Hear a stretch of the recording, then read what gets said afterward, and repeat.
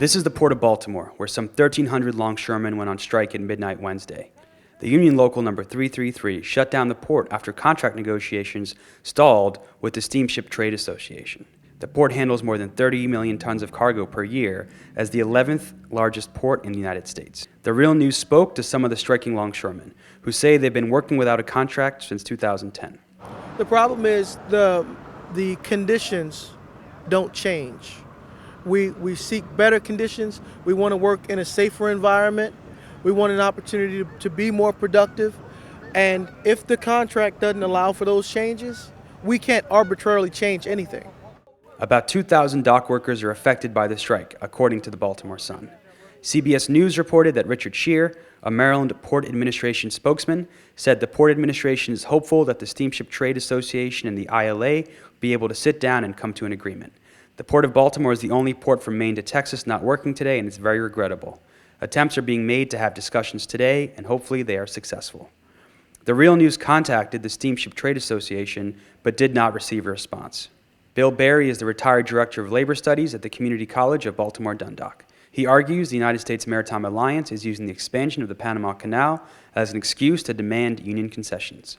Well, what's happening here is a local strike, which is part of a nationwide negotiation, East Coast negotiations by the Longshoremen's Association.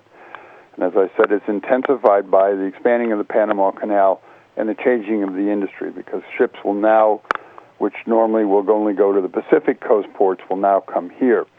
And so the Maritime Institute seems to have felt that this is a time where they need to go after the union, both on a national level on issues of wages and benefits, and then on a local level. And the strike here is over local issues.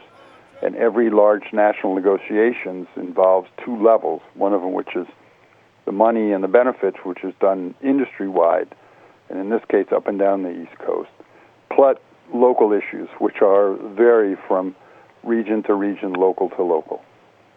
If you permit those greedy corporate raiders or the people who are in corporate America to have their way, they're going to manipulate it so that, again, we are at the bottom of the totem pole. And it is un-American what they're doing. They want us to work like sweatshop workers.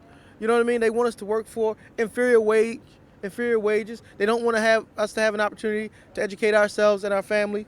It is indicative of what's happening across the United States right now. And it's not just Baltimore. It's Wisconsin. You know what I mean? It's New Jersey. It's all those states where the wealthiest of Americans are just bastardizing the rights of the rest of us, the 99%. Some are critical of the strikers and say their actions will have a detrimental impact on the city's economy. But the longshoremen we talked to said they're willing to maintain the strike because their fight is part of the bigger struggle. They want us, the working people, to fight one among each other with respect to race, sexism, classism.